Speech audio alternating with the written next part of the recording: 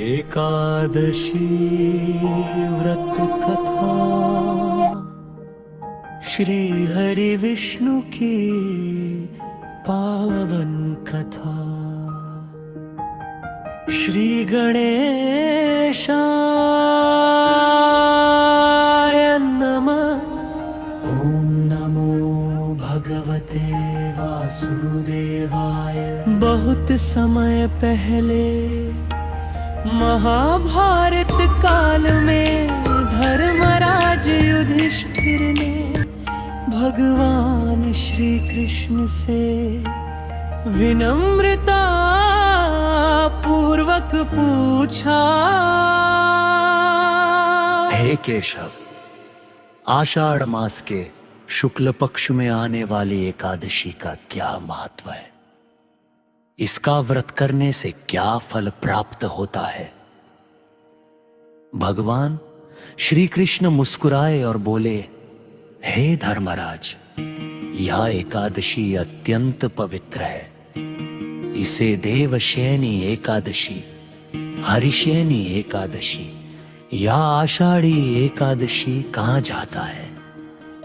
इसी दिन भगवान श्री हरि विष्णु क्षीर सागर में शेषनाग की शैया पर योग निद्रा में चले जाते हैं और 4 महीने बाद देवउठनी एकादशी पर जागते हैं।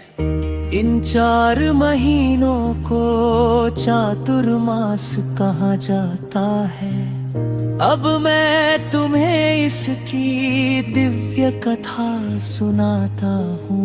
राजा मानधाता की कथा। प्राचीन काल में सूर्य वंश में राजा मानधाता नाम के एक अत्यंत धर्मात्मा और न्याय प्रिय राजा राज करते थे। उनकी प्रजा सुखी थी, चारों ओर समृद्धि थी और सभी लोग धर्म का पालन करते थे। लेकिन एक वर्ष राज्य में भयंकर संकट आ गया।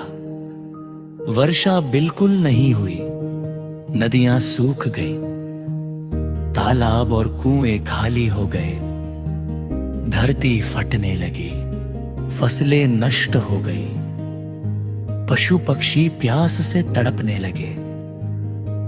भूख और अकाल ने पूरे राज्य को घेर लिया।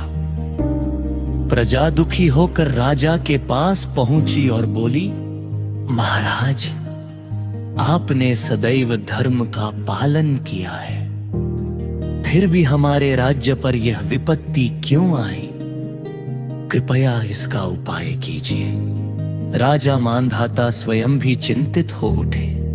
उन्होंने निश्चय किया कि इस संकट का समाधान किसी महान ऋषि से पूछा जाए।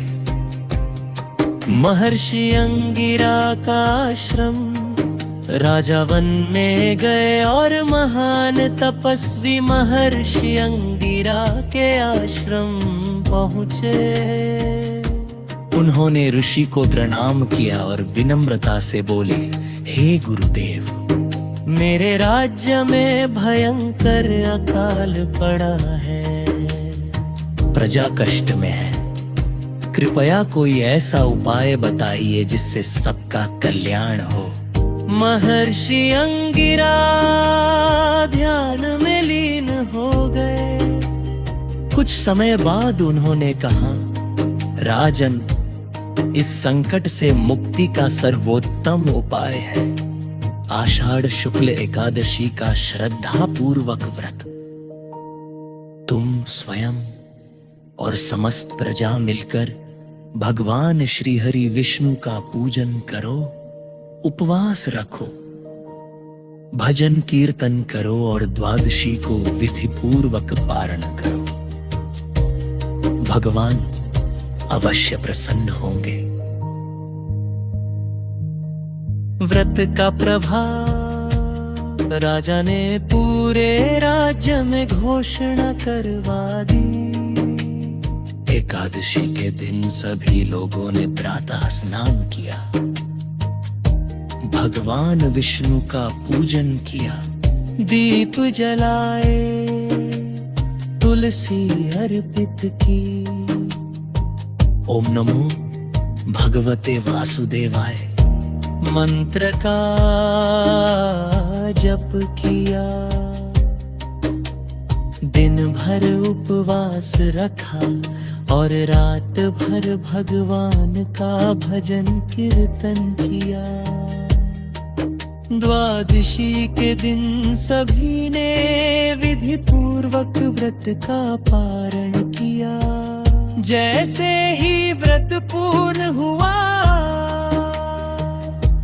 आकाश में काले बादल छा गए, बिजली चमकी, तेज वर्षा होने लगी, सूखी धरती हरी भरी हो गई, नदियां और तालाब भर गए, खेतों में फिर से हरियाली लौट आई, प्रजा के चेहरे खिल उठे, सभी ने भगवान श्री हरि विष्णु की जय जयकार की। राजा मानधाता ने हाथ जोड़कर कहा, हे प्रभु, आपकी कृपा से हमारा राज्य पुनः समृद्ध हो गया। हम सदैव आपकी भक्ति करेंगे। भगवान श्री कृष्ण का उपदेश।